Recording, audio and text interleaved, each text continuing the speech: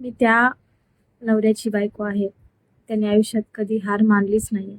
मी त्या नवऱ्याची बायको आहे, जो लहानपणापासून एकटा लढतो. त्याला कोणाचीच साथ नाहीये. तर मी का हार मानायची? मी जेही करते, ते सगळं मी माझ्या नवऱ्यासाठी करते. कारण तो आहेच इतका सुंदर आणि चांगला. त्याचे विचार, त्याचं बोलणं, त्याचं वागणं खूप सुंदर. प्रत्येक माणूस सुंदर असतो आणि प्रत्येक व्यक्ती सुंदर असतो आणि प्रत्येक पुरुष सुंदर असतो. पुरुषांना समजणं खूप कठीण आहे, पण जेव्हा आपण समजून घेतो, तेव्हा पुरुष खरंच खूप चांगला आहे. कित्येक पुरुष आहेत असे, जे स्वतःचं दुःख कोणालाच सांगत नाही. ते स्वतःमध्ये झुरत असतात. नका असं करू.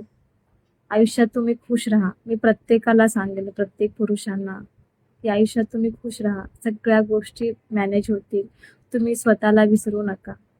माहीत आहे मला, कारण माझ्या नवऱ्याने तसे दिवस काढले आहेत.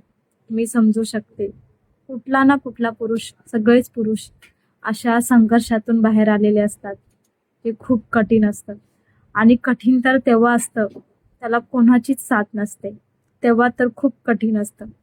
त्यातून तुम्ही जर बाहेर आला असाल, तर स्वतःला खूप लकी समजा आणि तुम्ही खूप लकी आहेत. आणि मी सगळ्या स्त्रियांना हेच सांगेन, पुरुषांची साथ तुम्ही कधीच सोडू नका. त्याच्या पाठीमागे खंबीरपणे उभे राहा. कारण तो आपल्याला कधीच बोलून दाखवत नाही की मला हे दुःख आहे.